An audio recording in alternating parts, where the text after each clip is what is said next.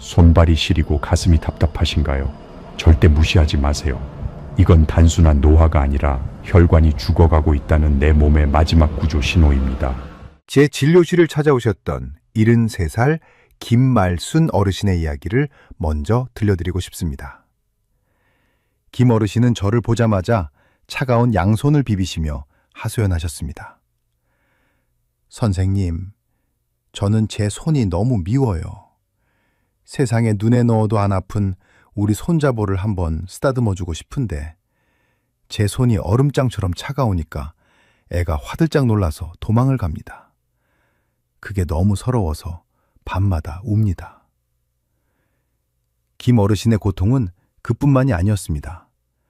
밥을 조금만 먹어도 가슴이 꽉 막힌 듯 답답하고 심장이 불규칙하게 쿵쿵 뛰어서 혹시 심장마비가 오는 건 아닌가 싶어 응급실을 3번이나 가셨다고 합니다.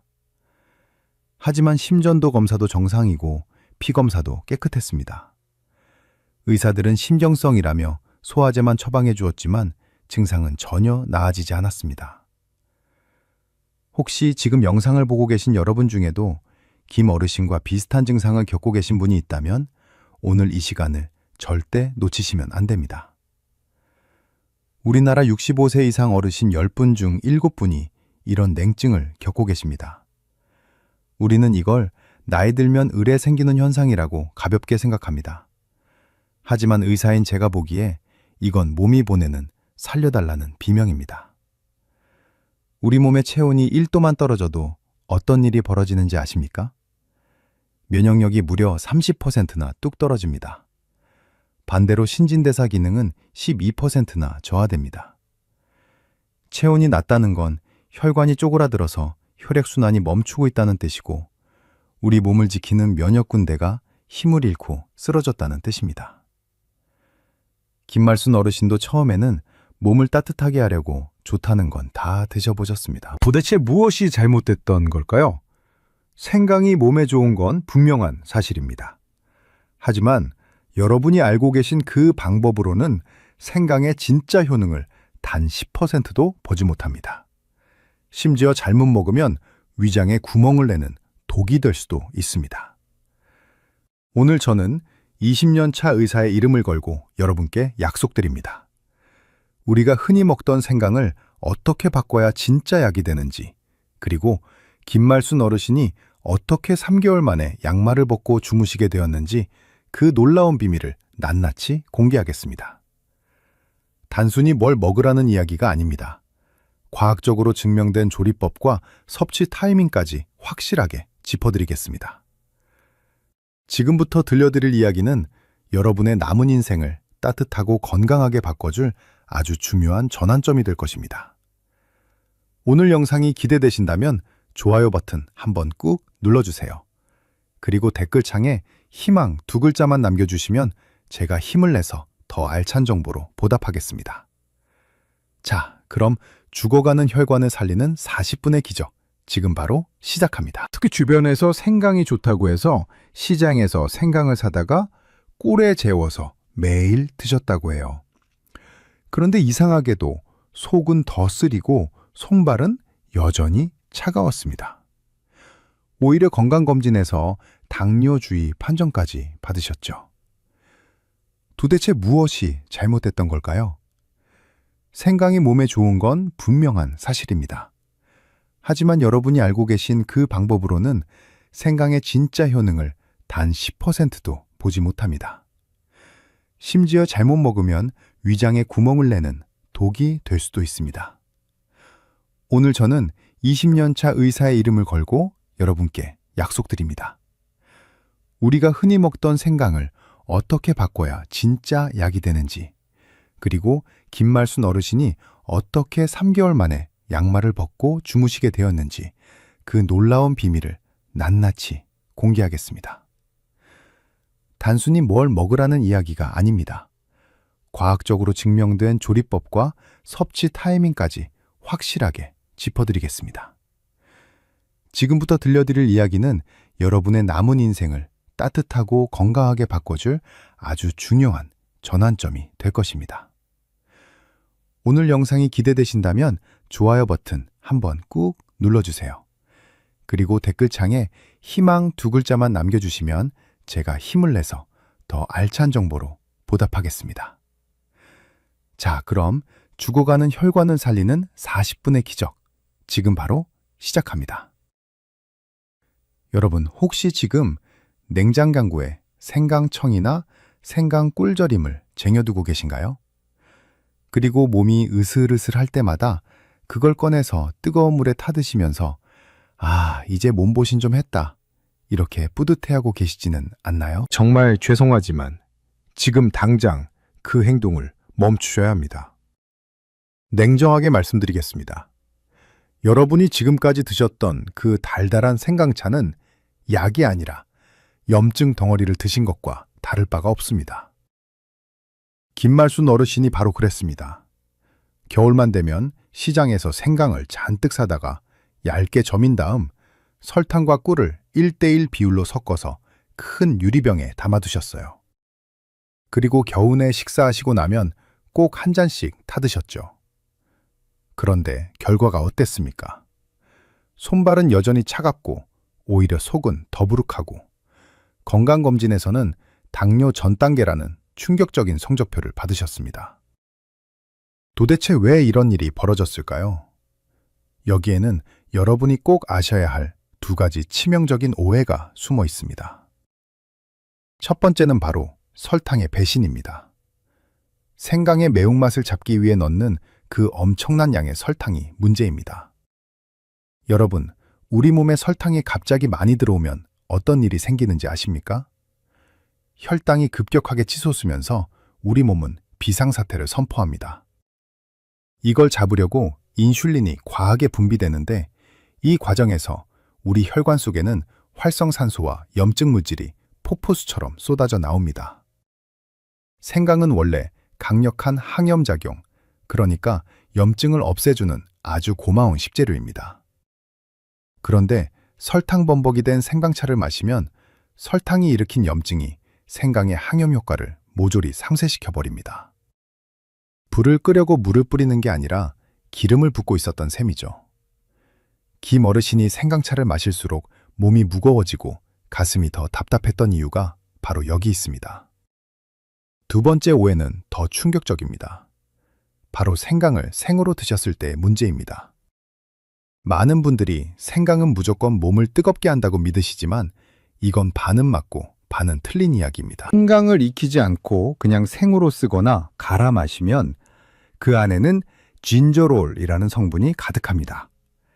이 진저롤은 세균을 죽이는 살균 효과나 감기에 걸려 열이 펄펄 끓을 때 열을 내려주는 해열작용은 탁월합니다. 하지만 우리가 지금 원하는 건 뭡니까? 얼음장처럼 차가운 손발을 녹이고 뼛속까지 파고드는 냉기를 몰아내는 강력한 열기 아닙니까? 안타깝게도 생생강 속의 진저롤은 몸 깊은 곳에 체온을 올리는 힘이 아주 약합니다. 오히려 해열작용 때문에 겉의 열을 식혀버릴 수도 있습니다. 수족냉증이 심한 분들이 생생강을 드시면 잠깐은 화끈거리는 것 같다가도 금방 다시 식어버리는 이유가 바로 이 성분 때문입니다. 게다가 더 무서운 부작용이 있습니다. 위장이 약한 어르신들에게 생생강은 마치 사포와도 같습니다. 김말순 어르신은 좋다는 말만 듣고 아침 공복에도 생강차를 드셨습니다. 빈속에 들어간 생생강의 매운 성분은 위 점막을 직접적으로 긁어내고 자극합니다.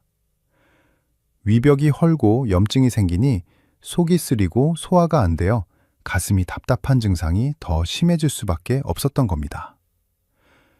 위장을 고치려다 오히려 위궤양을 키우는 꼴이 된 것이죠.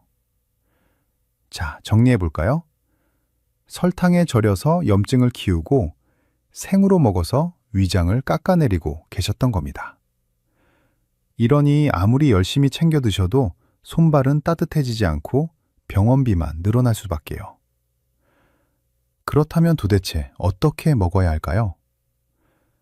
생강 속에 숨어있는 진짜 발열 성분을 깨우려면 우리는 생강의 화학 구조를 완전히 뒤바꾸는 특별한 과정을 거쳐야 합니다.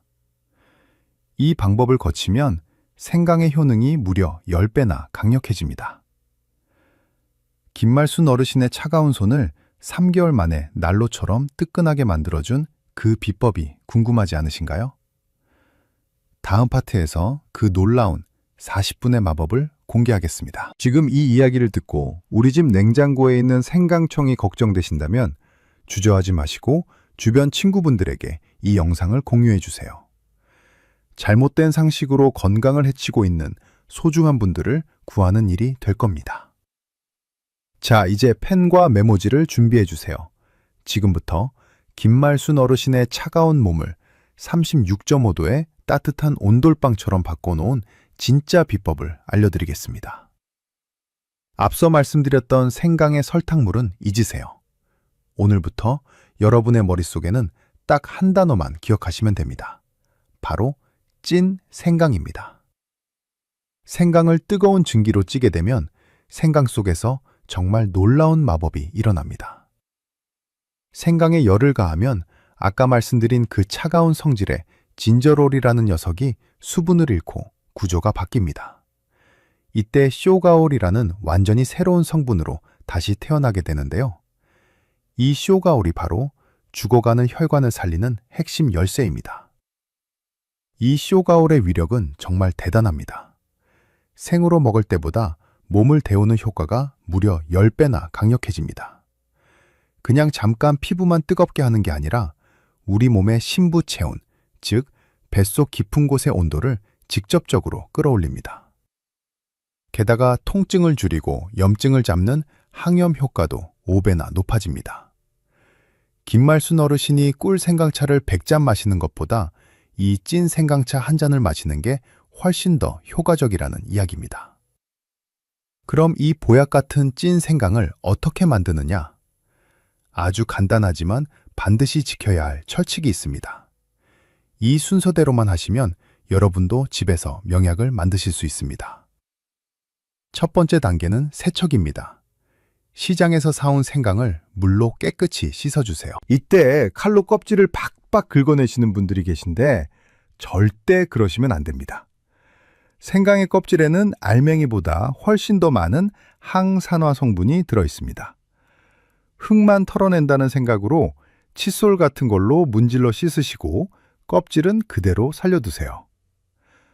두 번째 단계, 여기가 가장 중요합니다. 바로 40분의 법칙입니다. 찜기에 물을 넉넉히 붓고 김이 오르면 생강을 통째로 넣어주세요. 그리고 정확히 40분 이상 푹 찌셔야 합니다. 10분이나 20분으로는 부족합니다.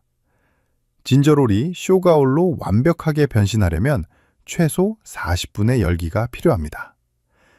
이 시간을 지키지 않으면 우리는 또다시 무늬만 생강인 녀석을 먹게 되는 겁니다. 40분이 지나면 생강의 매운 냄새는 줄어들고 아주 고소하고 깊은 향이 나기 시작할 겁니다. 세 번째 단계는 건조입니다. 푹 찐 생강을 꺼내서 식힌 다음 동전 두께 정도로 얇게 썰어주세요. 2mm 정도가 딱 좋습니다. 이걸 채반에 널어서 햇볕에 말리시거나 식품 건조기를 이용해 꼬들꼬들해질 때까지 바짝 말려주세요. 여기서 잠깐, 많은 분들이 가장 많이 실수하시는 부분이 바로 이 건조 단계입니다. 대충 말리면 나중에 곰팡이가 피어서 아까운 생강을 다 버리게 됩니다. 제대로 말랐는지 확인하는 아주 쉬운 방법이 있습니다. 말린 생강 하나를 꺼내서 손으로 툭 꺾어보세요. 이때 엿가락처럼 휘어지면 덜 마른 겁니다. 똑 하고 경쾌한 소리가 나면서 부러져야 제대로 마른 겁니다. 그래야 쇼가올 성분이 꽉 잡혀서 날아가지 않습니다. 그리고 색깔도 중요합니다. 찌고 말리는 과정을 거치면 생강색이 노란색이 아니라 약간 거무튀튀한 갈색, 마치 초콜릿 같은 색으로 변합니다. 이게 탄 게 아닙니다. 열을 받아서 성분이 농축된 아주 건강한 색이니 안심하셔도 됩니다. 이렇게 바짝 말린 생강은 수분이 없어서 상온에 두셔도 곰팡이가 잘 피지 않습니다. 이걸 밀폐 용기에 담아두시면 1년 내내 드실 수 있는 최고의 천연 혈관 확장제가 완성되는 겁니다. 김말순 어르신도 처음에는 반신반의하셨습니다. 선생님, 그냥 끓여 먹으면 안 되나요? 하고 물으셨죠. 하지만 제가 딱 한 달만 저를 믿고 쪄서 드셔보시라고 설득했습니다. 어르신은 집에 가셔서 찐기를 꺼내셨고 40분 동안 생강을 찌면서 그 고소한 향기에 처음으로 마음이 편안해지셨다고 해요. 그리고 이 정성으로 만든 찐 생강을 매일 챙겨 드시기 시작했습니다. 하지만 여러분, 아무리 좋은 약도 먹는 방법과 때가 틀리면 독이 될 수 있습니다. 특히 이 찐 생강을 절대 드시면 안 되는 분들도 계십니다. 다음 파트에서는 이 강력한 찐 생강을 하루 중 언제 먹어야 가장 효과가 좋은지, 그리고 어떤 분들이 피해야 하는지 아주 구체적인 섭취 루틴과 주의사항을 알려드리겠습니다. 오늘 이 레시피가 도움이 되셨다면 소중한 가족들에게도 꼭 공유해주세요. 여러분의 공유 한 번이 가족의 건강을 지키는 첫걸음이 됩니다. 이제부터는 실전입니다. 아무리 좋은 명검도 쓸 줄 모르면 무용지물이죠. 김말순 어르신이 3개월 동안 철저하게 지켰던 섭취 시간표와 여러분이 가장 궁금해하시는 질문 3가지를 시원하게 풀어드리겠습니다. 본격적인 루틴을 말씀드리기 전에 생강의 효능을 200% 끌어올리는 천생연분 짝꿍 2가지를 먼저 알려드리겠습니다. 혹시 나는 위장이 너무 약해서 생강만 먹으면 속이 좀 쓰리다 하시는 분 계신가요? 그런 분들은 생강을 끓일 때 대추를 5알 정도 같이 넣어주세요. 대추의 은은한 단맛이 위장을 코팅해줘서 속쓰림을 막아주고 생강의 매운맛도 부드럽게 감싸줍니다. 반대로 나는 손발을 차다 못해 아예 감각이 없을 정도로 심하다 하시는 분들은 계피를 주목하세요. 수정과에 들어가는 그 계피 맞습니다. 생강이 보일러를 떼서 열을 만드는 역할을 한다면 계피는 그 열을 손끝, 발끝까지 배달해주는 택배기사 역할을 합니다. 찐 생강과 계피를 같이 끓여 드시면 혈관 확장이 훨씬 빨라져서 온몸이 후끈 달아오르는 걸 바로 느끼실 수 있을 겁니다. 자, 그럼 이제 하루 일과 중 언제 먹느냐를 알아볼까요?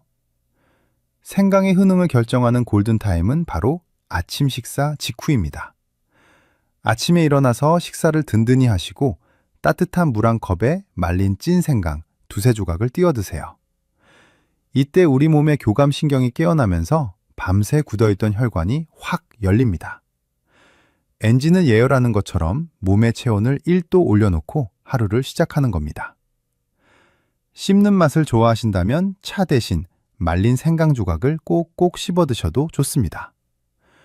반대로 절대 피해야 할 시간도 있습니다. 바로 저녁입니다. 옛말에 밤에 먹는 생강은 비소, 즉 독약과 같다는 말이 있죠. 이게 괜한 소리가 아닙니다. 생강의 쇼가올 성분은 신진대사를 활발하게 만들어서 우리 몸을 깨웁니다. 잘 준비를 해야 하는 저녁에 생강을 드시면 뇌가 각성되어서 잠이 안 오고 밤새 뒤척이게 됩니다. 김 어르신께도 저녁 6시 이후에는 생강 근처에도 가지 마시라고 신신당부했습니다. 이제 여러분이 댓글로 가장 많이 물어보시는 3가지 질문에 대해 의사의 양심을 걸고 명쾌하게 답해드리겠습니다. 첫 번째 질문입니다. 선생님, 저는 담석이 있는데 생강을 먹어도 될까요? 제 대답은 절대 안 됩니다. 입니다. 만약 건강검진에서 담석이 있다는 이야기를 들으셨거나 평소 기름진 음식을 드시고 오른쪽 윗배가 콕콕 쑤신다면 생강은 쳐다보지도 마셔야 합니다. 생강은 담즙을 짜낸 효과가 아주 강력합니다. 담낭 안에 조용히 있던 돌들이 갑자기 쏟아져 나온 담즙에 떠밀려 담관을 막아버리면 그야말로 응급실에 실려가는 끔찍한 통증이 발생할 수 있습니다. 담석증 환자분들에게 생강은 약이 아니라 폭탄 스위치입니다. 2번째 질문입니다. 심장이 답답한데 생강이 도움이 될까요? 네, 아주 큰 도움이 됩니다. 김말순 어르신이 가장 효과를 본 게 바로 이 부분입니다. 의학적으로 롬헬드 증후군이라는 현상이 있습니다. 위장에 가스가 차서 부풀어 오르면 그 빵빵해진 위장이 바로 위에 있는 횡격막과 심장을 물리적으로 압박합니다. 그래서 심장병이 없는데도 가슴이 턱턱 막히고 두근거리는 거죠. 찐 생강은 위장 운동을 강력하게 도와서 가스를 밖으로 배출시킵니다. 김 어르신도 찐 생강을 드시고 나서 트림과 방귀로 가스가 빠지면서 거짓말처럼 가슴 답답함이 사라졌습니다. 소화가 잘 되니 심장이 편안해진 겁니다. 세 번째 질문입니다. 혈압약이나 아스피린을 먹고 있는데 괜찮을까요? 이건 주의가 필요합니다. 생강도 피를 맑게 하고 혈관을 넓히는 작용을 하는데 아스피린이나 와파린 같은 항응고제도 피를 묽게 만듭니다. 둘이 만나면 피가 너무 묽어져서 지혈이 안 될 수 있습니다. 혈압약만 드시는 분들은 하루 한두 잔 정도는 괜찮지만 항응고제를 드시는 분들은 주치의 선생님과 꼭 상의하셔야 합니다. 김말순 어르신은 다행히 담석도 없으셨고 항응고제도 드시지 않으셨습니다. 그래서 아침마다 찐 생강차를 드시는 루틴을 3개월간 꾸준히 지키셨습니다. 처음 일주일은 별 느낌이 없으셨대요. 그런데 보름이 지나니까 아침에 일어날 때 몸이 가볍더랍니다. 그리고 한 달이 지났을 때 놀라운 변화가 찾아왔습니다. 과연 김 어르신의 몸은 어떻게 변했을까요? 그리고 이 작은 습관이 가져온 인생의 변화는 무엇이었을까요? 오늘 영상을 보시고 나도 내일부터 아침 생강차를 시작해야겠다고 다짐하신 분들은 지금 바로 댓글에 시작 2글자만 남겨주세요. 여러분의 의지를 제가 응원하겠습니다. 그렇게 3개월이 지났습니다. 진료실 문이 열리고 김말순 어르신이 들어오시는데 저는 다른 분이 오신 줄 알았습니다. 3개월 전 그 어둡고 근심 가득하던 표정은 온데간데 없고 얼굴에 화색이 돌고 계셨거든요. 어르신이 자리에 앉자마자 제 손을 덥석 잡으셨습니다. 선생님, 제 손 좀 만져보세요. 제가 깜짝 놀랐습니다. 얼음장 같던 손이 정말로 따뜻해져 있었습니다. 체온을 재보니 36.5도, 정상 체온이었습니다. 어르신이 웃으면서 말씀하셨습니다. 선생님, 이제 양말 안 신고 잡니다. 그리고 제일 좋은 건 우리 손자 녀석이에요. 며칠 전에 제가 손주보를 쓰다듬었는데 애가 가만히 있더라고요. 할머니 손이 이제 안 차갑네 하면서 제 손을 비비는데 눈물이 핑 돌았습니다. 가슴 답답하던 증상은 어떻게 됐을까요? 아침마다 생강차를 드시면서 속이 편해지고 가스가 빠지니까 심장을 누르던 압박감이 사라졌습니다. 이제는 계단을 올라도 숨이 차지 않고 가슴이 뻥 뚫린 것 같다고 하십니다. 여러분, 이건 기적이 아닙니다. 과학입니다. 체온이 1도 올라가면 면역력은 5배나 강해집니다. 김말순 어르신은 비싼 보약을 드신 게 아닙니다. 그저 매일 아침 찐 생강차 한 잔이라는 작은 습관을 3개월 동안 꾸준히 지키셨을 뿐입니다. 그 작은 실천이 차갑게 식어가던 혈관을 되살리고 잃어버렸던 가족과의 따뜻한 시간까지 되찾아 준 겁니다. 자, 오늘 배운 내용을 마지막으로 딱 3줄로 정리해 드리겠습니다. 머릿속에 꼭 넣어가세요. 첫째, 설탕에 절인 생강이나 생생강은 버리세요. 오히려 염증을 키우고 위장을 해칠 수 있습니다. 둘째, 껍질째 씻은 생강을 40분 이상 푹 쪄서 말리세요. 그래야 체온을 높이는 진짜 성분인 쇼가올이 10배로 늘어납니다. 셋째, 아침 식사 후에 따뜻하게 드시되 담석증이 있는 분은 절대 드시지 마세요. 건강은 멀리 있지 않습니다. 오늘 당장 시장에 가서 생강 한 봉지를 사오시는 그 발걸음에서 시작됩니다. 여러분의 이번 겨울이 그 어느 때보다 따뜻하고 활기찼으면 좋겠습니다.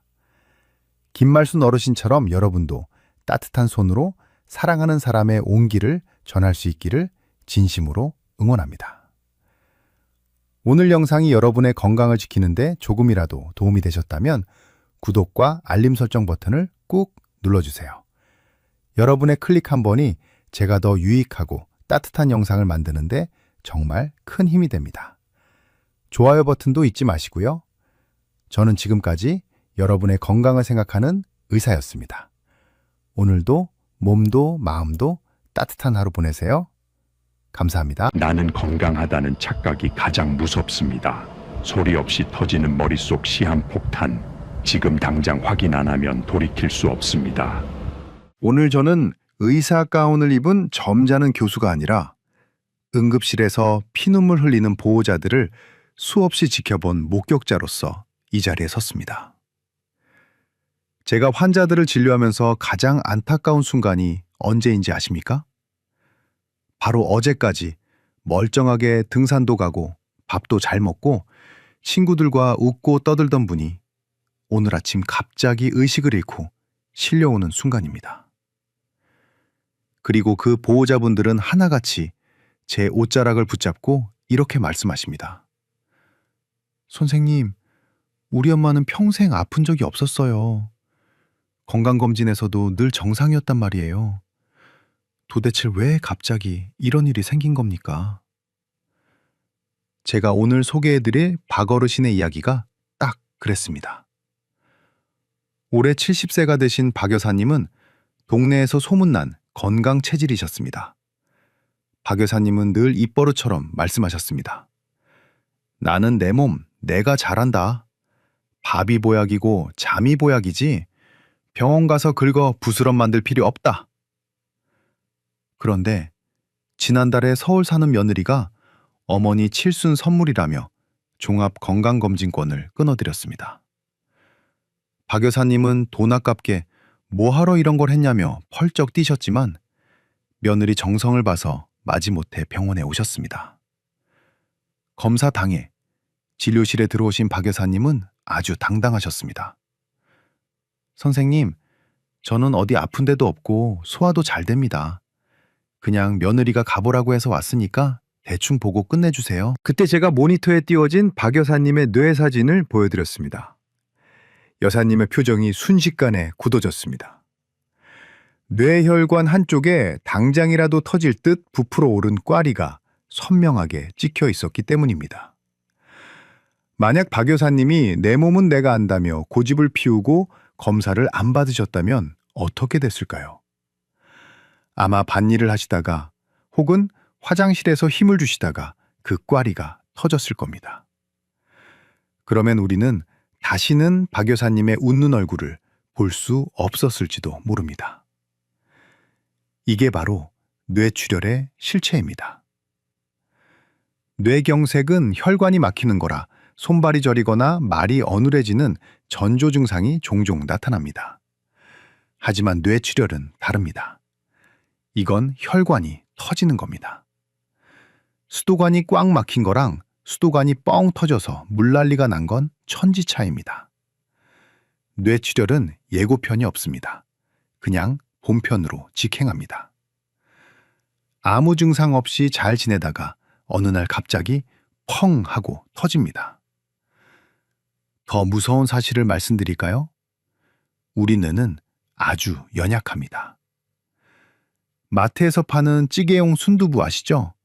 뇌 조직이 딱 그 순두부 같습니다. 그런데 뇌혈관이 터져서 피가 뿜어져 나오면 어떻게 되겠습니까? 그 뜨거운 피가 압력으로 연약한 뇌세포를 지지겨 버립니다. 순두부에 물 대포를 쏘는 것과 같습니다. 게다가 혈관 밖으로 나온 피는 우리 뇌세포에게는 치명적인 독약입니다. 피가 닿는 순간 뇌세포는 녹아내리고 죽어버립니다. 배가 아파서 맹장이 터지면 어떻게 합니까? 배를 열고 고름을 씻어내면 됩니다. 하지만 뇌는 씻어낼 수가 없습니다. 한번 피에 젖어서 죽어버린 뇌세포는 현대의학으로도 다시 살려낼 방법이 없습니다. 그래서 뇌출혈이 터지면 30일 안에 환자 절반 가까이가 사망합니다. 운 좋게 목숨을 건져도 반신마비가 되거나 평생 누워서 지내야 하는 경우가 태반입니다. 뇌출혈은 인생을 송두리째 앗아가는 저승사자와 같습니다. 하지만 여러분, 너무 겁먹지 마십시오. 제가 오늘 이 자리에 선 이유는 겁을 드리려는 게 아닙니다. 희망을 드리기 위해서입니다. 뇌출혈은 터지면 답이 없지만 터지기 전에는 100% 막을 수 있습니다. 박 여사님처럼 말입니다. 우리 몸이 보내는 아주 작은 신호들을 무시하지 않고 제가 알려드리는 방법대로 미리 찾아내기만 한다면 뇌출혈은 여러분의 인생에서 절대로 일어나지 않을 남의 얘기가 됩니다. 오늘 제가 준비한 내용은 어렵지 않습니다. 딱딱한 의학 용어 대신 여러분이 매일 쓰시는 보일러나 수도관 이야기로 쉽게 풀어드리겠습니다. 지금부터 제가 말씀드릴 3가지 검사와 2가지 오해만 확실히 잡으시면 됩니다. 이 영상이 끝날 때쯤이면 여러분은 내 머릿속 상태를 훤히 꿰뚫어보는 반의사가 되어 계실 겁니다. 혹시 지금 이 이야기를 듣고 가슴이 철렁하셨거나 나도 혹시 박 여사님 같은 상태는 아닐까 걱정되시는 분 계십니까? 그렇다면 정말 잘 오셨습니다. 그 걱정이 여러분을 살립니다. 오늘 영상이 기대되신다면 좋아요 버튼 한번 꾹 눌러주시고요. 댓글에 희망 2글자만 남겨주십시오. 여러분의 작은 참여가 더 많은 분의 생명을 구하는 큰 울림이 됩니다. 지금부터는 메모할 준비를 해주십시오.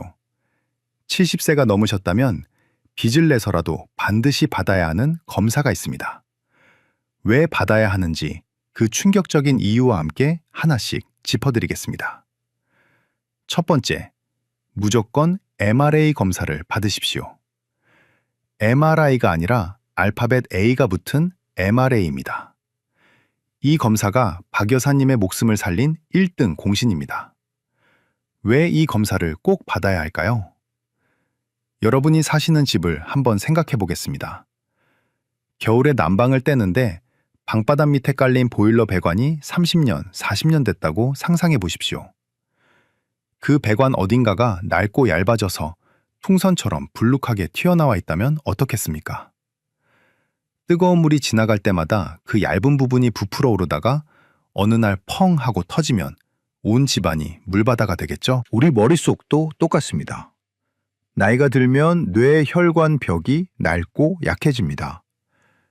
혈압이라는 압력을 계속 받다 보면 약해진 부분이 꽈리처럼 부풀어 오릅니다. 이걸 의학 용어로 뇌동맥류라고 합니다. 박 여사님 머릿속에 있던 게 바로 이겁니다. 문제는 이게 터지기 전까지는 아무런 증상이 없다는 겁니다. 일반적인 MRI 검사는 뇌라는 방의 인테리어를 보는 겁니다. 방 벽지가 깨끗한지, 가구가 멀쩡한지 보는 거죠. 하지만 MRA는 방바닥을 뜯어서 그 밑에 숨겨진 보일러 배관의 모양을 직접 보는 검사입니다. 배관이 꼬였는지 막혔는지 아니면 박 여사님처럼 터지기 일보 직전인 꽈리가 있는지 찾아냅니다. 박 여사님도 처음에는 MRI만 찍으면 되는 줄 아셨습니다. 하지만 제가 MRA를 같이 찍자고 고집을 부렸습니다. 결과는 어땠을까요? 뇌 혈관 사진을 보니 왼쪽 혈관 하나가 볼록 튀어나와 있었습니다. 크기는 약 5mm. 작아 보이죠? 하지만 뇌 혈관에서는 이게 거대한 시한폭탄입니다. 이걸 모르고 그냥 지내시다가 화장실에서 힘을 줬거나 날씨 추운 날 밖에 나가셨다면 그 자리에서 터졌을 겁니다. MRA 검사 덕분에 터지기 전에 미리 발견하고 뇌동맥류 결찰술이라는 시술로 그 꽈리를 꽉 묶어버릴 수 있었습니다. 보일러 배관이 터지기 전에 튼튼하게 보수 공사를 마친 셈입니다. 비용이 좀 들더라도 MRA는 꼭 찍어보셔야 합니다. 내 머릿속 배관 상태를 눈으로 확인하는 유일한 방법입니다. 두 번째, 경동맥 초음파 검사를 받으십시오. 이건 뇌를 보는 게 아니라 목을 보는 겁니다. 목 양옆을 만져보면 펄떡펄떡 뛰는 혈관이 느껴지실 겁니다. 그게 바로 경동맥인데 심장에서 나온 피가 뇌로 올라가는 고속도로이자 우리 집으로 들어오는 메인 상수도관입니다. 왜 머리가 걱정되는데 목을 검사하라고 할까요? 상수도관 입구에 녹이 슬고 이끼가 끼어 있다면 그 물을 받아 쓰는 집안 수도관은 보나마나 엉망이지 않겠습니까? 경동맥은 우리 몸 혈관 상태를 보여주는 거울입니다. 목 혈관 벽에 찌꺼기가 끼어 있다면 100% 뇌 혈관에도 찌꺼기가 끼어 있습니다. 이 찌꺼기를 플라크라고 부르는데 쉽게 말해서 혈관에 낀 녹이나 물때라고 생각하시면 됩니다. 박 여사님, 검사 결과도 보여드릴까요? 초음파 기계로 목을 문지르자마자 화면에 하얀 덩어리가 보였습니다. 오랫동안 기름진 음식을 드시고 운동이 부족했던 탓에 혈관 벽에 기름때가 딱딱하게 굳어 있었습니다. 이게 왜 무서운 줄 아십니까? 수도관에 붙어있던 녹덩어리가 갑자기 툭 떨어져 나가면 물을 타고 흘러가다가 좁은 수도꼭지를 막아버리겠죠? 마찬가지로 경동맥에 붙어있던 찌꺼기가 떨어져 나가면 뇌로 쑥 올라가서 뇌혈관을 막아버립니다. 그게 바로 뇌경색입니다. 또는 그 찌꺼기 때문에 혈관이 좁아져서 압력이 높아지면 약한 부분이 터져서 뇌출혈이 됩니다. 이 경동맥 초음파는 정말 간단합니다. 아프지도 않고 10분이면 끝납니다. 비용도 10만 원 안팎으로 비교적 저렴합니다. 그런데 이 간단한 검사 하나로 내가 앞으로 뇌졸중에 걸릴 확률이 얼마나 되는지 점쟁이보다 더 정확하게 맞힐 수 있습니다. 박 여사님은 이 검사 결과를 보고 나서야 비로소 내 혈관이 겉만 멀쩡했지 속은 썩어가고 있었구나 하고 무릎을 치셨습니다. 여러분도 늦지 않았습니다. 지금 당장 내 목 혈관 상태부터 확인하십시오. 오늘 말씀드린 이 두 가지 검사, MRA와 경동맥 초음파는 선택이 아니라 필수입니다. 여러분이 건강하게 오래 사셔서 손주들 결혼하는 것까지 보고 싶으시다면 이 두 가지는 꼭 기억하셔야 합니다. 혹시 주변에 아직도 나이 들면 다 아픈 거지 뭐 하고 검사를 미루는 친구분들이 계십니까? 그분들께 지금 바로 이 영상을 공유해 주십시오. 카카오톡으로 보내주시면 그 친구분의 생명을 구하는 은인이 되실 수도 있습니다. 자, 여기서 끝이 아닙니다. 아직 더 중요한 검사 하나와 많은 분들이 잘못 알고 계시는 약에 대한 충격적인 진실이 남아 있습니다. 이걸 모르면 검사를 다 받아도 헛수고가 될 수 있습니다. 계속 집중해 주십시오. 자, 여기까지 오신 여러분은 이미 절반은 성공하셨습니다. 하지만 방심은 금물입니다. 지금부터 말씀드릴 두 가지가 어쩌면 앞서 말씀드린 검사보다 더 중요할 수 있습니다. 특히 내가 고지혈증 약을 먹고 있다거나 먹어야 할지 고민 중이신 분들은 지금 귀를 쫑긋 세우셔야 합니다. 유튜브에서 떠도는 엉터리 정보 때문에 약을 끊었다가 응급실로 실려오시는 분들을 너무 많이 봤기 때문입니다. 세 번째 필수 검사, 바로 MRI, SWI 검사입니다. 이름이 좀 어렵죠? 하지만 이것만 기억하십시오. 미세추별을 찾는 검사입니다. 보통 MRI 찍을 때 의사한테 선생님, 저 SWI도 같이 봐주세요 하고 한마디만 하시면 됩니다. 이게 왜 중요할까요? 여러분이 사시는 집 벽을 한번 살펴보십시오. 멀쩡해 보여도 자세히 들여다보면 눈에 잘 안 보일 만큼 아주 가느다란 실금이 가 있는 경우가 있습니다. 평소에는 아무 문제 없습니다. 하지만 지진이 나거나 큰 충격을 받으면 어디가 제일 먼저 무너질까요? 바로 그 실금이 가 있던 약한 부분입니다. 우리 뇌혈관도 마찬가지입니다. 나도 모르는 사이에 혈관 아주 작은 부분이 터져서 피가 찔끔 새어나왔다가 멈춘 흔적들이 있습니다. 이걸 미세출혈이라고 합니다. 일반 MRI로는 잘 안 보입니다. 그런데 이 SWI 검사는 자석의 성질을 이용해서 이 작은 핏자국들을 귀신같이 찾아냅니다. 박 여사님 검사 결과에서도 뇌 깊숙한 곳에 깨알 같은 검은 점이 2개 보였습니다. 이게 뭐냐면 이미 그쪽 혈관이 낡아서 한 번 터질 뻔했다는 경고장입니다. 이 경고장을 무시하고 혈압 관리를 안 하면 다음번에는 그 자리가 진짜로 크게 터지는 대형 사고가 납니다. 박 여사님은 이 결과를 보고 나서야 내가 진짜 시한폭탄을 안고 살았구나 하고 가슴을 쓸어 내리셨습니다. 자, 이제 마지막으로 정말 중요한 약 이야기입니다. 박 여사님이 진료실에서 저한테 조심스럽게 물어보셨습니다. 선생님, 제가 유튜브에서 봤는데요. 콜레스테롤 수치가 너무 낮으면 혈관이 약해져서 오히려 뇌출혈이 온다던데요. 약 먹지 말까요? 혹시 여러분 중에서도 이런 얘기 들어보신 분 계십니까? 제가 딱 잘라 말씀드립니다. 그건 30년 전 호랑이 담배 피우던 시절 이야기입니다. 1990년대 일본에서 나온 연구 하나가 있었는데 그때는 사람들이 영양이 부족해서 혈관 자체가 부실했습니다. 하지만 지금은 어떻습니까? 우리는 못 먹어서 병이 나는 게 아니라 너무 잘 먹어서 병이 나는 영양 과잉 시대를 살고 있습니다. 콜레스테롤은 혈관에 쌓이는 기름때입니다. 아스팔트 도로 위에 음식물 쓰레기가 잔뜩 쌓여 있다고 상상해 보십시오.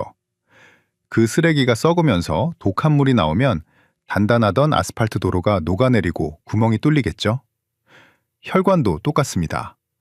나쁜 콜레스테롤이 혈관벽에 달라붙으면 염증을 일으킵니다. 혈관벽을 갉아먹어서 흐물흐물하게 만듭니다. 그렇게 약해진 부위가 혈압을 견디지 못하고 풍선처럼 부풀다가 터지는 게 바로 뇌출혈이고 뇌동맥류입니다. 그래서 콜레스테롤 약은 단순히 수치만 낮추는 약이 아닙니다. 도로 위에 쌓인 쓰레기를 치우고 망가진 아스팔트를 단단하게 메워주는 도로 청소차이자 보수공사 장비입니다. 의사가 약을 드시라고 처방했다면 그건 여러분의 혈관벽이 지금 무너지고 있으니 빨리 보수공사를 하라는 신호입니다. 박 여사님께도 제가 이렇게 설명해 드렸습니다. 어르신, 지금 뇌혈관에 꽈리도 있고 미세출혈 흔적도 있습니다.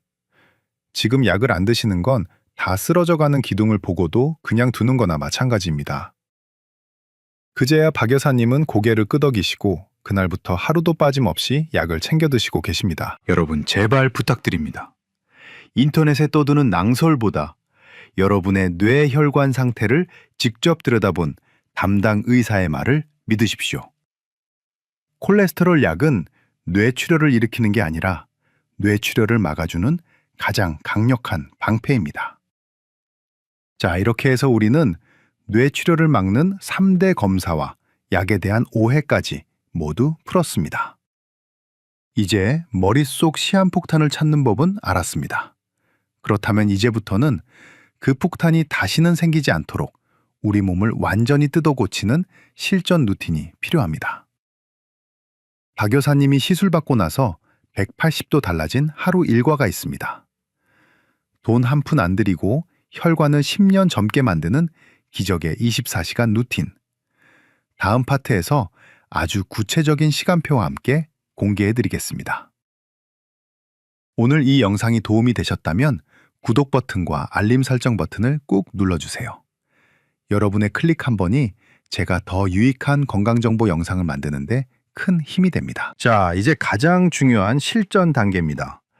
검사도 받고 약도 챙겨 드셨다면 이제는 하루 24시간을 어떻게 보내느냐가 여러분의 혈관 수명을 결정합니다. 박 여사님이 시술받고 퇴원하신 뒤에 제가 딱 2가지 숙제를 내드렸습니다. 처음에는 어르신이 아이고 선생님, 차라리 쓴 약을 10그릇 먹지 이건 못하겠어요 하고 손사래를 치셨습니다. 하지만 지금은 이 2가지 습관 덕분에 혈압이 120 정상 수치로 뚝 떨어지셨습니다. 돈 한 푼 안 들지만 효과는 명약보다 좋은 박 여사님의 특급 루틴 공개합니다. 첫 번째, 밥상에서 국물을 치우십시오. 한국 사람 밥상에 국이나 찌개가 없으면 밥이 안 넘어간다고들 하십니다. 하지만 뇌혈관에게 짠 국물은 소금물 고문이나 다름없습니다. 소금의 짠 성분인 나트륨이 몸에 들어오면 삼투압 현상 때문에 혈관 속으로 물을 마구 끌어당깁니다. 그럼 혈액량이 늘어나고 혈관이 빵빵해지면서 압력이 치솟습니다. 이게 고혈압이고 뇌출혈의 지름길입니다. 왕 여사님은 이제 국그릇을 밥그릇보다 작은 종지로 바꾸셨습니다. 젓가락으로 건더기만 건져 드시고 국물은 아예 입도 안 대십니다. 김치도 물에 한번 씻어서 드십니다. 처음 일주일은 입맛이 없어서 고생하셨는데 딱 2주가 지나니까 재료 본연의 맛이 느껴지고 오히려 속이 편안해지더라고요 하셨습니다. 여러분도 오늘 당장 국그릇부터 치우십시오. 그게 내 뇌혈관을 살리는 첫걸음입니다. 두 번째, 운동은 옆 사람과 수다를 떨 수 있을 정도로만 하십시오. 운동이 좋다고 하니까 어떤 어르신들은 숨이 턱끝까지 차오를 정도로 달리기를 하거나 무거운 엿기를 드십니다. 이거 정말 위험합니다. 갑자기 힘을 팍 주거나 숨이 찰 정도로 무리하면 혈압이 순간적으로 200까지 솟구칠 수 있습니다. 약해진 뇌혈관은 그 순간을 못 버티고 터질 수 있습니다. 박 여사님은 매일 저녁 식사 후 1시간 뒤에 친구분과 공원을 걸으십니다. 이때 원칙이 있습니다. 걸으면서 친구분과 끊임없이 대화를 나누는 겁니다. 어제 본 드라마 이야기, 손주 자랑 실컷 떠들면서 걷는데 숨이 차서 말이 안 나올 정도면 속도를 늦춥니다. 노래를 부르기에는 좀 숨차고 옆 사람과 대화하기에는 딱 좋은 정도. 이게 뇌혈관을 튼튼하게 만드는 최고의 유산소 운동 강도입니다. 명심하십시오. 운동은 올림픽 나가려고 하는 게 아닙니다. 내 혈관을 달래주려고 하는 겁니다. 자, 이제 여러분이 가장 궁금해하시는 질문 2가지를 시원하게 해결해 드리겠습니다. 첫 번째 질문, 뇌출혈 전조 증상은 어떻게 알 수 있나요? 이것만 외우십시오. Be fast입니다. 영어라서 어려우시다고요? 제가 쉽게 풀어드릴게요. B는 밸런스, 비틀거림입니다. 술 취한 사람처럼 중심을 못 잡고 비틀거린다면 위험 신호입니다. E는 eye, 눈입니다. 갑자기 한쪽 눈이 안 보이거나 물체가 2개로 겹쳐 보이면 시신경을 누르고 있다는 뜻입니다. F는 face, 얼굴입니다. 거울을 보고 이 하고 웃어보세요. 한쪽 입꼬리가 안 올라가고 축 처진다면 당장 병원 가셔야 합니다. A는 arm, 팔입니다. 양팔을 앞으로 나란히 들어보세요. 한쪽 팔에 힘이 빠져서 툭 떨어진다면 뇌졸중입니다. S는 speech, 말입니다. 말이 어눌해지거나 하고 싶은 말이 안 나오는 경우입니다. 마지막 T는 time, 시간입니다. 이 중 하나라도 증상이 보이면 자녀분한테 전화하지 말고 바로 119를 부르라는 뜻입니다. 이걸 꼭 기억해 두셨다가 증상이 보이면 즉시 119를 누르십시오. 두 번째 질문, 뇌동맥류가 발견되면 머리를 여는 수술을 해야 하나요? 무서워요. 아닙니다. 요즘은 머리뼈를 여는 수술은 아주 드물게만 합니다. 대부분은 박 여사님처럼 허벅지, 사타구니 혈관을 통해 아주 가느다란 관을 넣어서 치료합니다. 마치 위내시경 하듯이 혈관 안으로 길을 찾아 들어가서 꽈리 속에 백금 코일을 채워 넣는 겁니다. 전신 마취도 필요 없는 경우가 많고 시술하고 이틀 뒤면 퇴원해서 바로 일상생활이 가능합니다. 그러니까 수술 무서워서 검사 안 받는다는 건 핑계입니다. 호미로 막을 수 있을 때 막으셔야 합니다. 자, 오늘 말씀드린 국물 끊기와 수다 걷기, 그리고 Be fast 증상, 이 3가지만 기억하시면 여러분은 이미 뇌출혈 공포에서 벗어나신 겁니다. 오늘 내용을 완벽하게 이해하셨다면 댓글에 이해라고 2글자만 남겨주세요. 당장 오늘 저녁부터 국물 안 드실 분들은 실천이라고 남겨주시면 제가 하나하나 읽어보고 응원의 하트 보내드리겠습니다. 자, 이제 마지막으로 오늘 배운 내용을 총정리하고 뇌출혈 없는 건강한 인생을 위한 저의 마지막 당부를 드리겠습니다. 끝까지 함께 해주십시오. 지난주 진료실 문이 열리고 박 여사님이 들어오시는데 저는 딴 사람이 들어오는 줄 알았습니다. 얼굴색이 얼마나 좋으신지 분홍빛이 돌고 걸음걸이도 씩씩하셨습니다. 여러분, 뇌출혈은 운이 나빠서 걸리는 병이 아닙니다. 준비를 안 해서 당하는 병입니다. 반대로 말하면 준비만 하면 100% 피해갈 수 있는 병이기도 합니다. 오늘 긴 시간 동안 제가 드린 말씀을 딱 3가지로 요약해드리겠습니다. 이 3가지 기억하시면 여러분도 박 여사님처럼 건강하게 100세 인생을 누리실 수 있습니다. 첫째, 겉모습에 속지 말고 속을 들여다보십시오. 증상이 없다고 건강한 게 아닙니다. 증상이 없을 때가 병을 잡을 수 있는 유일한 골든타임입니다. 보일러 배관을 확인하는 MRA, 상수도관 입구를 보는 경동맥 초음파, 그리고 벽에 실금을 찾는 SWI 검사. 이 3종 세트가 여러분의 생명을 지키는 가장 확실한 보험입니다. 환갑 칠순잔치 비용 아껴서 이 검사부터 받으십시오. 그게 남는 장사입니다. 둘째 의사가 주는 약은 독이 아니라 약입니다. 인터넷에 떠도는 낭설에 속아서 제발 약을 끊지 마십시오. 콜레스테롤 약은 여러분의 혈관 도로를 깨끗하게 청소하고 무너진 벽을 보수하는 도로 청소차입니다. 의사가 처방했다면 그건 여러분의 몸이 지금 살려달라고 신호를 보내고 있다는 뜻입니다. 약을 친구처럼 가까이 두고 매일 챙겨 드십시오. 셋째, 일상이 바뀌어야 혈관이 바뀝니다. 비싼 영양제보다 더 좋은 건 매일 먹는 밥상에서 국물을 치우는 겁니다. 싱겁게 드시고 틈날 때마다 밖으로 나가서 친구분들과 수다를 떨며 걸으십시오. 숨이 턱끝까지 차는 운동은 필요 없습니다. 웃으면서 이야기할 수 있는 즐거운 산책이 여러분의 뇌혈관을 튼튼하게 만듭니다. 오늘 이 영상을 보신 여러분은 정말 행운아입니다. 여러분도 박 여사님처럼 세상이 예뻐 보이는 건강한 삶을 누리시길 진심으로 기원합니다. 내일 당장 병원 예약 전화기 드십시오. 여러분의 건강한 내일을 제가 늘 응원하겠습니다. 지금까지 여러분의 주치의였습니다. 감사합니다. 치아를 지키려고 했던 성실함이 오히려 치아를 뿌리째 뽑아버리고 있습니다. 60세가 넘으셨나요? 그렇다면 식후 양치질을 당장 멈추세요. 여러분 혹시 밥 먹고 나서 입안이 찝찝하다고 바로 화장실로 달려가 칫솔을 드십니까?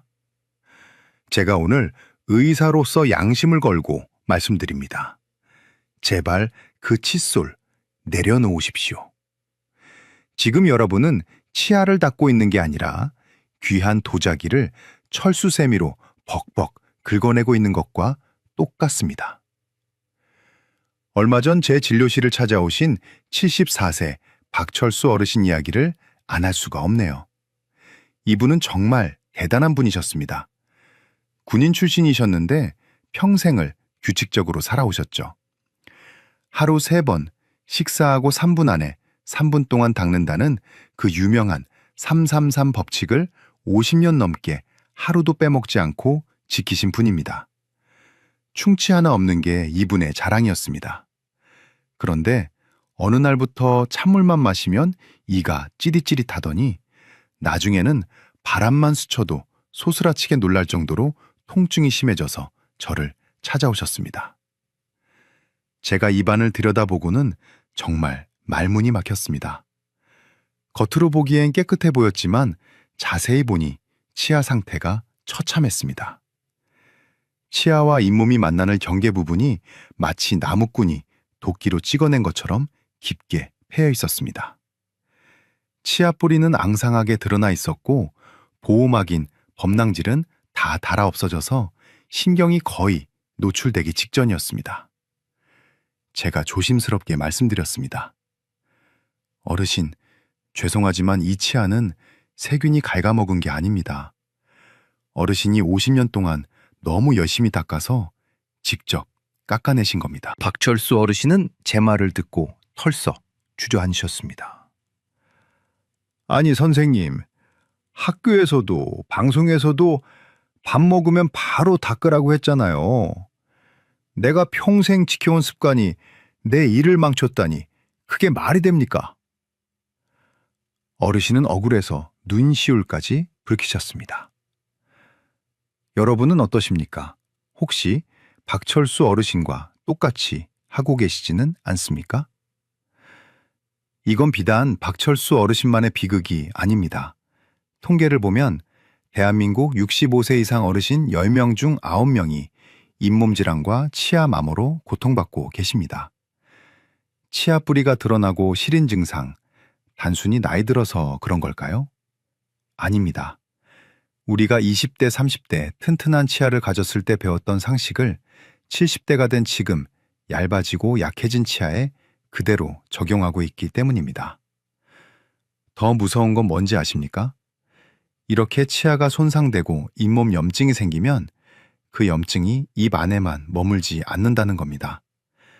혈관을 타고 심장으로 가면 심근경색을 일으키고 뇌로 올라가면 치매를 유발합니다. 잘못된 양치 습관 하나가 내 전신 건강을 무너뜨리는 시한폭탄이 되는 겁니다. 도대체 왜 식사 직후 양치가 위험한 걸까요? 우리가 굳게 믿어왔던 상식은 왜 70대 어르신들에게 독이 되는 걸까요? 그리고 치약 광고에서 말하는 하얀 치아의 비밀, 그 속에 숨겨진 치명적인 위험은 무엇일까요? 오늘 저는 여러분이 가진 양치에 대한 고정관념을 완전히 깨드리겠습니다. 오늘 영상을 끝까지 보신다면 여러분은 남은 인생 동안 내 치아로 갈비 뜯고 김치 씹는 즐거움을 지키실 수 있습니다. 병원비 수천만 원을 아끼는 건 덤입니다. 오늘 이야기가 기대되신다면 좋아요 버튼 한번 눌러주시고 댓글에 기대 두 글자만 남겨주세요. 여러분의 작은 관심이 대한민국 어르신들의 치아를 살리는 큰 힘이 됩니다. 그럼 지금부터 병원에서는 절대 친절하게 알려주지 않는 진짜 치아 생존 수칙 시작하겠습니다. 자, 이제 마음을 단단히 먹으십시오. 지금부터 제가 드리는 말씀은 여러분이 지난 수십 년간 철석같이 믿어왔던 상식을 송두리째 뒤집는 이야기일 겁니다. 혹시 지금 메모하실 수 있다면 종이와 펜을 꺼내십시오. 아니면 휴대폰으로 화면을 찍어두셔도 좋습니다. 지금부터 말씀드릴 두 가지는 돈 한 푼 안 들이고 여러분의 치아 수명을 10년 이상 늘려줄 수 있는 가장 강력한 생존 수칙입니다. 박철수 어르신도 이 설명을 들으시고 무릎을 탁 치셨습니다. 내가 왜 진작 몰랐을까 하며 탄식하셨죠. 첫 번째 생존 수칙입니다. 식사 후 1시간 동안은 칫솔 근처에도 가지 마십시오. 제가 이렇게 말씀드리면 깜짝 놀라십니다. 아니 선생님, 음식 찌꺼기를 빨리 닦아내야지 1시간이나 두면 썩지 않습니까? 네, 썩지 않습니다. 우리 입속 세균이 음식물을 분해해서 충치를 만드는 데는 생각보다 꽤 긴 시간이 걸립니다. 하지만 식사 직후 여러분의 치아가 녹아내리는 건 순식간입니다. 이유를 설명해 드리겠습니다. 우리가 한국인으로서 매일 먹는 김치찌개, 된장찌개, 그리고 후식으로 드시는 귤, 사과, 커피. 이 음식들의 공통점이 무엇인지 아십니까? 바로 산성이라는 겁니다. 산성 음식이 입안에 들어오면 치아 표면을 감싸고 있는 단단한 갑옷인 범낭질이 일시적으로 흐물흐물해집니다. 이해하기 쉽게 비유를 들어보겠습니다. 여러분 목욕탕 가서 뜨거운 물에 30분 동안 몸을 불렸다고 상상해 보십시오. 그때 피부가 어떻게 됩니까? 퉁퉁 불어서 손가락으로 살짝만 밀어도 때가 국수 가닥처럼 밀려 나오죠.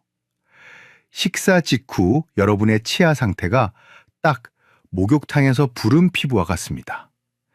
이때 칫솔질을 하는 건 불어 터진 피부를 이태리 타월로 벅벅 미는 것과 똑같습니다. 피부가 벗겨지고 피가 나겠죠. 치아도 마찬가지입니다.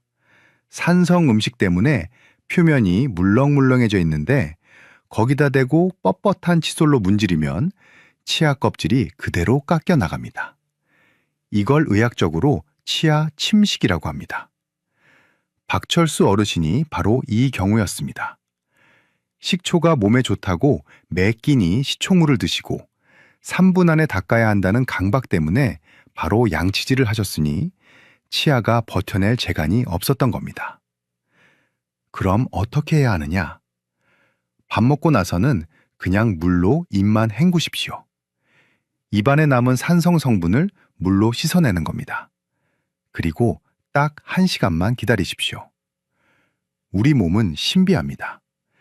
침이 나와서 입안의 산성을 중화시키고 물렁해진 치아 표면을 다시 단단하게 굳혀줍니다. 양치는 치아가 다시 딱딱해진 뒤인 1시간 후에 하는 겁니다. 이것만 지키셔도 치아 마모의 90%는 막을 수 있습니다. 두 번째 생존 수칙입니다.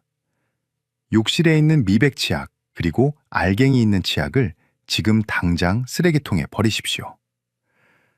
나이 드니까 이가 누렇게 변해서 보기 싫다고 미백치약 쓰시는 어르신들 정말 많습니다.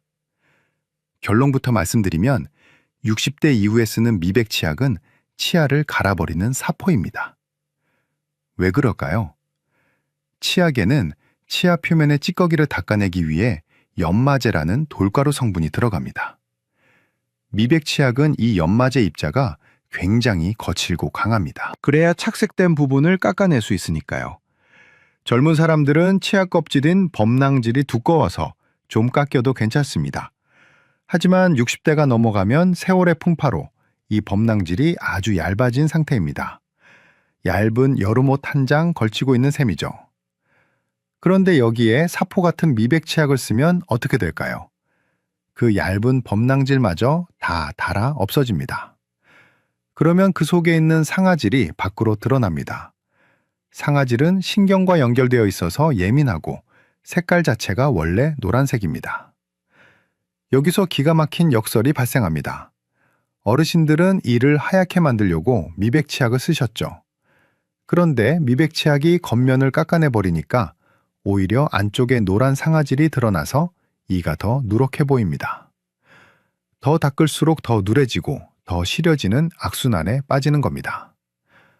박철수 어르신도 하얀 이를 원하셨지만 결국 얻은 건 누런 치아 뿌리와 시린 통증뿐이었습니다.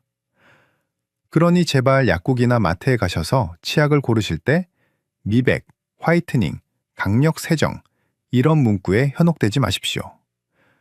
대신 시린 이 전용 치약이나 잇몸 케어 치약처럼 연마제가 적게 들어간 부드러운 치약을 고르셔야 합니다.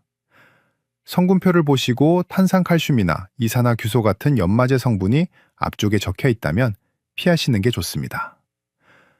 어르신의 치아는 빡빡 닦아야 할 녹그릇이 아니라 살살 다뤄야 할 얇은 유리잔이라는 사실을 명심하십시오. 이 두 가지만 당장 실천하셔도 여러분의 치아는 더 이상 깎여나가지 않을 겁니다. 하지만 여기서 끝이 아닙니다.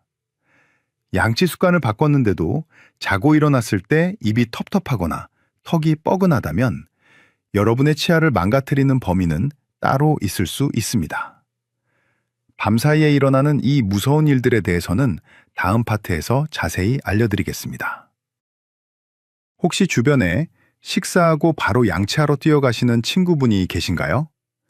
아니면 이가 누래졌다고 고민하며 미백치약 사시는 분이 계신가요? 그분들께 이 영상을 카카오톡으로 딱 한 번만 공유해 주십시오. 그분들의 평생 치아 건강을 지켜주는 생명의 은인이 되실 수 있습니다. 자, 앞서 말씀드린 양치 습관 두 가지만 바꾸셔도 절반은 성공입니다. 그런데 남은 절반이 정말 무서운 놈들입니다. 낮에 우리가 의식적으로 조심할 수 있는 것과 달리 이놈들은 우리가 잠든 사이에 소리 소문 없이 찾아와 치아를 망가뜨리기 때문입니다. 박철수 어르신도 바로 이 문제 때문에 치아 뿌리가 그토록 심하게 패였던 겁니다. 지금부터 말씀드릴 내용은 치과 의사들도 환자 붙잡고 30분씩 설명해주기 힘든 하지만 너무나 중요한 이야기입니다. 세 번째 생존 수칙입니다. 입이 마르는 증상을 가볍게 여기지 말고 목숨 걸고 해결하십시오. 혹시 아침에 눈을 떴을 때 입안이 바짝 말라 있거나 혀가 입천장에 달라붙어 떨어지지 않는 느낌 받으신 적 있으십니까? 혹은 자다가 목이 말라서 깬 적이 있으십니까? 그렇다면 지금 여러분의 입속은 무방비 상태로 세균들의 공격을 받고 있는 겁니다. 침은 단순한 물이 아닙니다. 우리 치아를 지키는 최고의 천연 보호제입니다. 침 속에는 칼슘과 인 같은 미네랄이 들어있어서 낮 동안 산성 음식에 녹았던 치아 표면을 다시 단단하게 메워주는 역할을 합니다. 이걸 재광화라고 부릅니다. 쉽게 말해 침은 치아에 바르는 천연 시멘트이자 코팅제인 셈입니다. 그런데 나이가 들면 침샘 기능이 떨어져서 침이 잘 안 나옵니다. 여기에 더해 어르신들이 드시는 약이 문제입니다. 고혈압 약, 전립선 비대증 약, 수면제, 우울증 약, 비염 약. 이런 약들의 대표적인 부작용이 바로 구강 건조입니다. 침을 마르게 합니다. 박철수 어르신도 불면증 때문에 수면제를 드시고 계셨고 주무실 때 코를 골면서 입을 벌리고 주무셨습니다. 밤새 입안은 사막처럼 말라버렸고 천연 보호막인 침이 사라지니 세균들이 밤새도록 치아 뿌리를 갉아먹은 겁니다. 입 벌리고 자는 습관, 그리고 약물로 인한 입마름. 이게 바로 칫솔질 아무리 열심히 해도 충치가 생기고 잇몸이 내려앉는 진짜 범인이었습니다. 그러니 오늘부터는 물을 의식적으로 자주 드십시오. 주무시기 전에는 반드시 침대 머리맡에 가습기를 틀어서 습도를 높이시고 그래도 입이 벌어진다면 약국에서 입 벌림 방지 테이프를 사서 붙이고 주무시는 것도 방법입니다. 침이 마르면 치아도 죽는다는 사실 꼭 기억하십시오. 네 번째 생존 수칙입니다. 밤새 내 치아를 도끼로 찍어내리는 무서운 힘, 이갈이와 이 악물기를 차단하십시오. 거울을 한번 보십시오. 치아와 잇몸 경계 부위가 패여 있는데 그 모양이 마치 톱으로 썬 것처럼 V자로 날카롭게 패여 있습니까? 아니면 칫솔로 문지른 것처럼 U자로 둥글게 패여 있습니까? 만약 날카로운 V자 모양이라면 이건 칫솔질 때문이 아닙니다. 여러분이 밤에 자면서 이를 갈거나 꽉 깨물어서 생긴 굴곡 파절이라는 증상입니다. 많은 분들이 오해하십니다. 양치질을 옆으로 세게 해서 이가 패였다고요? 물론 그런 경우도 있습니다. 하지만 더 치명적인 건 위에서 아래로 가해지는 엄청난 압력입니다. 우리가 식사할 때 씹는 힘은 50kg에서 60kg 정도입니다. 그런데 밤에 무의식 중에 이를 갈거나 악물 때 가해지는 힘은 무려 100kg이 넘습니다. 생각해 보십시오. 그 엄청난 무게로 밤새 치아를 짓누르고 비틀어대면 어떻게 되겠습니까? 치아 목 부분이 그 압력을 견디다 못해 툭 하고 터져나가는 겁니다. 마치 마른 장작을 세로로 누르면 중간이 쩍 하고 갈라져 나가는 것과 똑같습니다. 이걸 굴곡 파절이라고 합니다. 이건 아무리 부드러운 칫솔을 써도 소용없습니다. 원인은 물리적인 힘이니까요. 박철수 어르신도 가족분들께 여쭤보니 주무실 때 으드득 소리가 날 정도로 이를 가신다고 했습니다. 본인은 전혀 모르고 계셨죠. 만약 아침에 일어났을 때 턱이 뻐근하거나 치아 목 부분이 날카롭게 패여 있다면 치과에 가셔서 내 치아를 보호하는 마우스가드, 즉 스플린 장치를 맞추셔야 합니다. 밤에 잘 때만 끼고 주무셔도 치아에 가해지는 충격을 흡수해서 뼈와 치아가 부서지는 걸 막을 수 있습니다. 자, 여기까지 들으시니 머리가 좀 복잡하시죠? 식후 1시간 기다리기, 미백 치약 버리기, 입마름 해결하기, 이갈이 확인하기. 다 중요한 건 알겠는데 이걸 도대체 하루 일과 중에 어떻게 실천해야 할지 막막하실 수 있습니다. 걱정하지 마십시오. 제가 다음 파트에서 박철수 어르신께 짜드린 기적의 하루 루틴표를 그대로 공개해드리겠습니다. 아침에 눈 뜨면서부터 잠들 때까지 이 순서대로만 따라하시면 됩니다. 아주 쉽고 명쾌하게 정리해드리겠습니다. 오늘 내용이 유익하셨다면 구독 버튼과 알림 설정 버튼을 꾹 눌러주세요. 여러분의 구독 클릭 한 번이 제가 더 알찬 건강 정보를 만드는데 정말 큰 힘이 됩니다. 자, 이제부터는 실전입니다. 머리로 하는 것과 몸으로 하는 것은 천지차이입니다. 앞서 말씀드린 내용들이 너무 많아서 도대체 뭐부터 해야 할지 헷갈리신다면 지금부터 제가 말씀드리는 박철수 어르신의 하루 루틴을 그대로 따라하시면 됩니다. 박철수 어르신은 이 시간표대로 6개월을 사셨고 지금은 시린 이 고통에서 완전히 해방되셨습니다. 아주 간단하고 명쾌한 3단계 법칙입니다. 첫 번째 아침 루틴은 물 마시기와 기다림입니다. 아침에 눈을 뜨자마자 화장실로 가는 게 아니라 부엌으로 가십시오. 그리고 미지근한 물 한 컵을 천천히 마십니다. 밤새 말라버린 입안을 적셔주고 잠자고 있던 침샘을 깨우는 겁니다. 그리고 아침 식사를 맛있게 드십시오. 다 드신 후에는 칫솔을 찾지 마시고 물을 입에 머금으십시오. 30초 정도 우물우물 강하게 가글을 하고 뱉어냅니다. 이걸 2-3번 반복해서 입안의 음식물 찌꺼기와 산성 성분을 씻어냅니다. 그리고 딱 1시간 동안 다른 일을 하십시오. 신문을 보셔도 좋고 TV를 보셔도 좋습니다. 양치는 정확히 1시간 뒤에 부드러운 칫솔로 살살 하시면 됩니다. 두 번째 점심 루틴은 타협입니다. 점심 드시고 나서 1시간 기다렸다가 닦을 여유가 없는 분들 많으실 겁니다. 외출 중이거나 친구분들과 모임이 있을 수도 있죠. 그럴 때는 과감하게 양치질을 생략하십시오. 놀라셨습니까? 식사 직후에 급하게 하는 양치질보다 차라리 안 하는 게 치아 마모를 막는 데는 더 낫습니다. 대신 물로 입을 아주 꼼꼼하게 헹구십시오. 그리고 자일리톨 껌을 하나 씹으십시오. 자일리톨은 충치균을 억제하고 침이 나오게 도와줍니다. 점심때는 이 정도로만 관리하셔도 충분합니다. 세 번째 저녁 루틴은 집중 공략입니다. 하루 중 가장 중요한 양치 시간은 바로 잠들기 전입니다. 이때만큼은 시간을 들여 공들여 닦으셔야 합니다. 저녁 식사 후 1시간이 지났다면 욕실로 들어가십시오. 미백 기능이 없는 일반 치약이나 시린이 전용 치약을 콩알만큼 짭니다.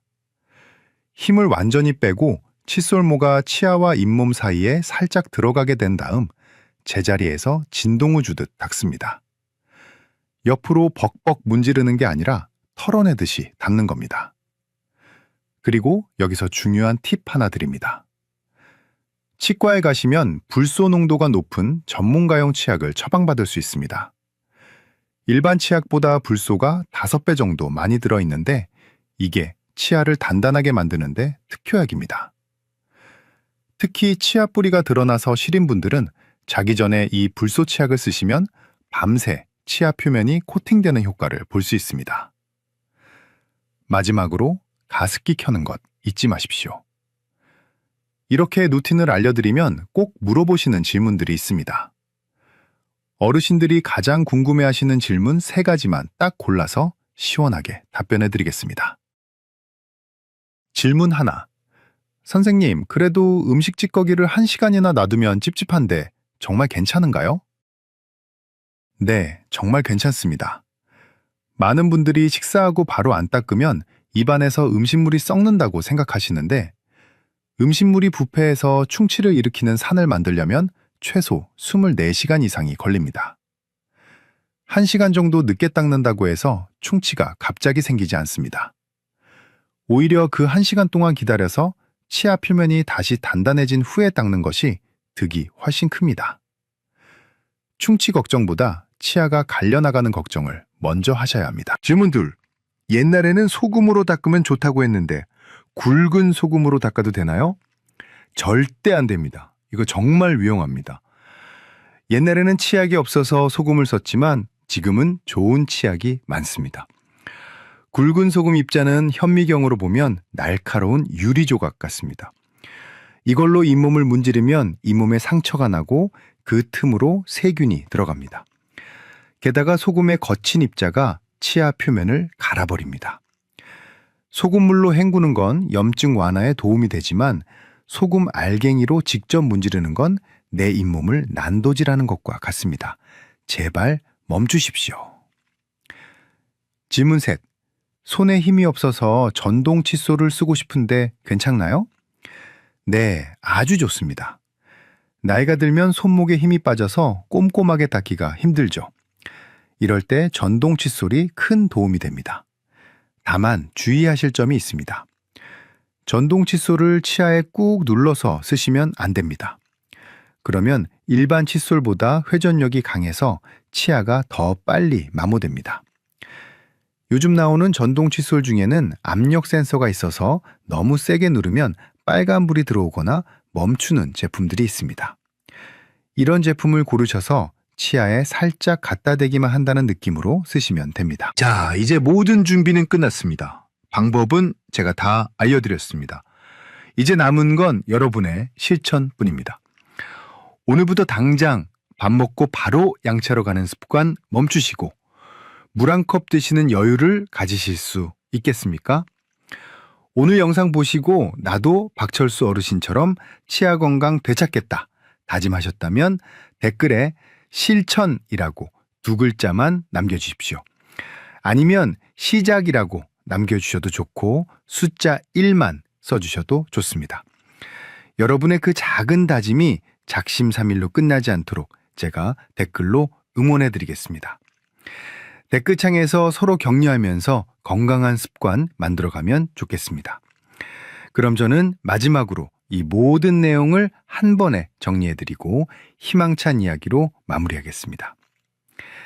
자, 이제 우리 박철수 어르신 이야기의 결말을 말씀드릴 차례입니다. 제가 알려드린 1시간의 법칙과 부드러운 양치 습관을 시작하시고 정확히 6개월 뒤 어르신이 다시 제 진료실 문을 두드리셨습니다. 들어오시는 표정부터가 달랐습니다. 처음 오셨을 때는 미간을 찌푸리고 근심이 가득하셨는데 이번에는 얼굴에 화색이 돌고 웃음기가 가득하셨습니다. 자리에 앉자마자 어르신이 신이 나서 말씀하셨습니다. 선생님, 저 이제 냉면 국물도 벌컥벌컥 마십니다. 예전에는 찬물 한 모금만 마셔도 머리까지 찌릿했는데 이제는 아무렇지도 않아요. 친구들이랑 삼겹살 먹으러 가서도 눈치 안 보고 상추쌈 크게 싸서 먹습니다. 사는 게 다시 즐거워졌습니다. 검사 결과는 더 놀라웠습니다. 깊게 패여있던 치아 목 부분의 마모가 멈췄고 잇몸의 붓기도 완전히 가라앉았습니다. 물론 이미 없어진 치아가 다시 자라난 건 아니지만 고농도 불소 치약과 올바른 관리 덕분에 드러난 상아질이 다시 단단해져서 통증이 사라진 겁니다. 더 이상의 파괴를 막고 현재 치아를 건강하게 지켜낸 것이죠. 어르신은 제 손을 꼭 잡으며 말씀하셨습니다. 선생님, 평생 부지런해야만 잘 사는 줄 알았는데 건강을 위해서는 가끔은 게으른 게 약이 되기도 하네요. 그 말씀을 듣는데 제 가슴이 뭉클했습니다. 여러분, 늦었다고 생각하지 마십시오. 이미 치아가 많이 닳았어도 잇몸이 좀 내려앉았어도 괜찮습니다. 우리 몸은 회복하려는 힘이 있습니다. 지금부터라도 나쁜 습관을 멈추고 올바른 휴식을 주면 치아는 더 이상 망가지지 않고 여러분 곁을 든든하게 지켜줄 겁니다. 오늘 긴 시간 동안 말씀드린 내용을 딱 3줄로 요약해드리겠습니다. 이것만은 꼭 기억하십시오. 첫째, 식사 후 바로 칫솔 들지 마십시오. 물로 헹구고 1시간 기다리는 여유가 내 치아를 살립니다. 둘째, 하얀이 욕심내서 거친 치약 쓰지 마십시오. 나이 든 치아에는 부드러운 치약과 칫솔이 최고의 보약입니다. 셋째, 입안이 마르는 것을 방치하지 마십시오. 물과 습도 조절로 입속 가뭄을 막아야 치아도 잇몸도 살아납니다. 치아 건강은 단순히 밥을 잘 먹는 문제를 넘어섭니다. 씹는 즐거움이 사라지면 뇌 기능이 떨어지고 전신 건강이 무너집니다. 반대로 80세, 90세까지 내 치아로 맛있는 음식을 씹고 뜯고 맛볼 수 있다면 그것만큼 큰 노후의 축복은 없을 겁니다. 여러분이 그 축복을 누리실 수 있도록 제가 오늘 말씀드린 진실들이 작은 등불이 되었으면 좋겠습니다. 저는 앞으로도 병원에서는 바빠서 미처 해주지 못하는 이야기 하지만 여러분이 건강하게 살기 위해 반드시 알아야 하는 진짜 의학 정보들을 가지고 찾아오겠습니다. 오늘 영상이 여러분의 치아 건강에 조금이라도 도움이 되셨다면 구독 버튼과 좋아요 버튼을 꼭 눌러주십시오. 그리고 주변에 아직도 밥 먹자마자 양치하러 뛰어가시는 친구분이 계시다면 이 영상을 꼭 공유해 주십시오. 여러분의 공유 한 번이 누군가의 소중한 치아를 살릴 수 있습니다. 여러분 모두 건치하시고 매일매일 맛있는 식사하시며 활짝 웃으시길 바랍니다. 지금까지 여러분의 주치의였습니다. 감사합니다.